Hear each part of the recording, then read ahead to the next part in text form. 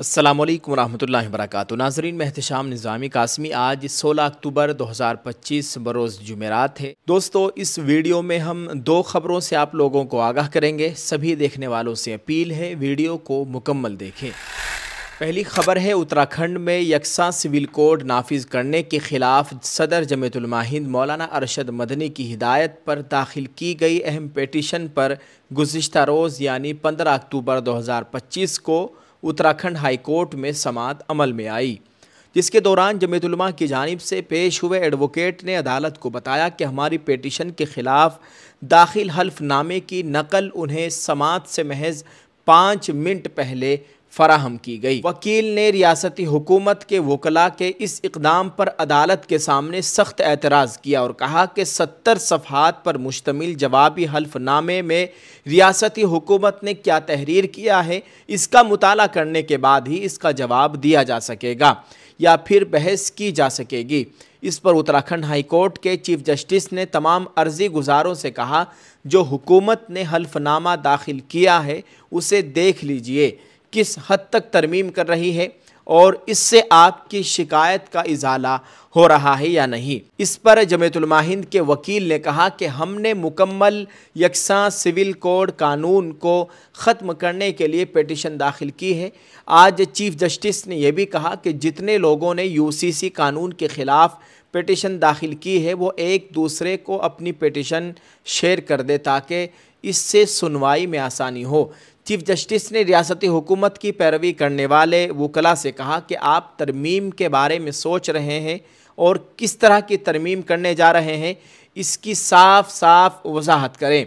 इस पर हुकूमत की तरफ से कहा गया कि तमाम तरमीमात के बारे में हमारे हल्फनामे में तफसीलात मौजूद हैं। इसी दरमियान chief justice Uttarakhand high court justice G Narendra और जस्टिस सुभाष उपाध्याय ने रियासती हुकूमत की नुमाइंदगी करने वाले सीनियर एडवोकेट नटराजन से कहा कि अगली समाअत से कबल रियासती हुकूमत कानून में क्या तरमीमात करने वाली है, इसे वाज़ेह करें। अदालत ने इस मुकदमे की मज़ीद समाअत 10 नवंबर 2025 को किए जाने का हुक्म जारी किया।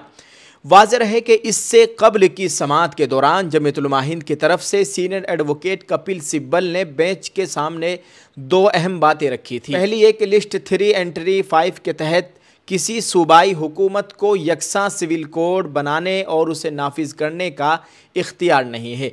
यहाँ तक कि दफ़ा 44 भी किसी सूबाई हुकूमत को इस तरह की कानून साजी की इजाज़त नहीं देती है।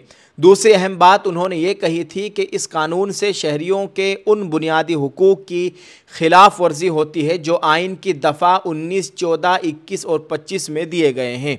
वाज़ेह हो कि उत्तराखंड असम्बली में यानी विधानसभा में यकसा सिविल कोड की मंजूरी के तकरीबन 1 साल बाद गुज़िश्ता 27 जनवरी 2025 को वज़ीर आज़म नरेंद्र मोदी की मौजूदगी में इसे नाफिज कर दिया गया है। इस तरह उत्तराखंड मुल्क में यकसा सिविल कोड नाफिज करने वाली पहली रियासत बन गई है। जमीयतुल उलमा हिंद के सदर मौलाना अरशद मदनी की हिदायत पर जमीयतुल उलमा हिंद ने इस फैसले को उत्तराखंड हाई कोर्ट में चैलेंज किया है।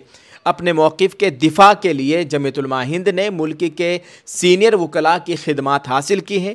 जमीयतुल उलमा हिंद के सदर मौलाना अरशद मदनी ने कल की कानूनी पेश रफ्त पर इत्मीनान का इजहार करते हुए कहा कि हम पुरउम्मीद हैं कि अदालत इस मामले में मुस्बत फ़ैसला देगी, इसलिए कि यकसा सिविल कोड का निफाज शहरियों को आइन में दी गई मजहबी आज़ादी के सरासर खिलाफ है। उन्होंने ये भी कहा कि इस तरह के कानून के निफाज से शहरियों और ख़ास तौर पर मुसलमानों की मजहबी आज़ादी पर कदगन लगाने की मनसूबाबंद कोशिश की गई है।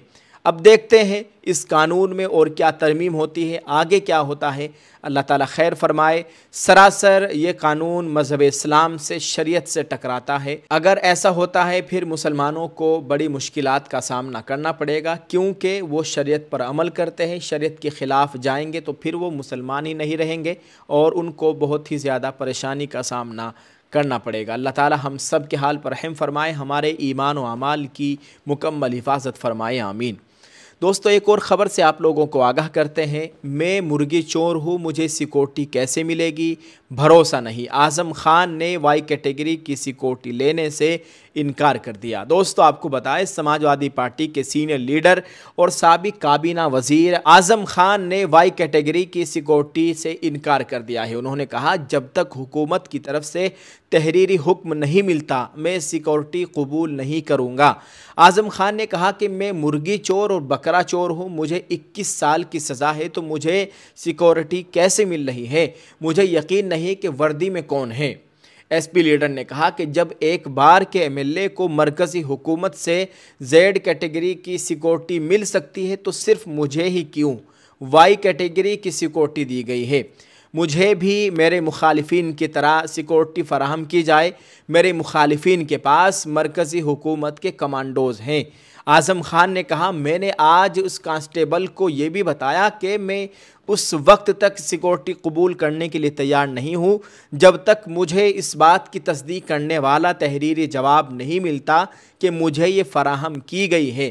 हालात ने मुझे बहुत कुछ सिखाया है। हुकूमत ने सरकारी ज़मीन से तजावुज़ात हटा दी, हुकूमत ने ज़मीन बनाई, हुकूमत ने मुकम्मल मकान अलाट किया और मुझे 21 साल कैद की सज़ा सुनाई गई। मैं सिक्योरिटी पर कैसे भरोसा कर सकता हूं? उन्होंने कहा, मुझ पर 3 मिलियन से ज़ायद रुपये का जुर्माना किया गया है। जब तक मेरे पास तहरीर में ना हो मुझे सिक्योरिटी कैसे मिल सकती है? मुझे ये सिक्योरिटी किसने दी? मैं इस पर कैसे भरोसा करूं?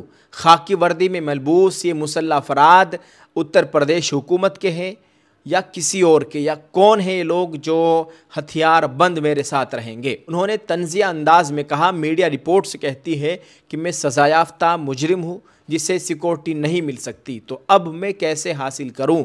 अगर मेरे पास कोई सरकारी मालूमात नहीं है तो मैं उन पर कैसे एतमाद करूं? आज़म खान ने कहा, मेरे माली हालात इतने अच्छे नहीं हैं।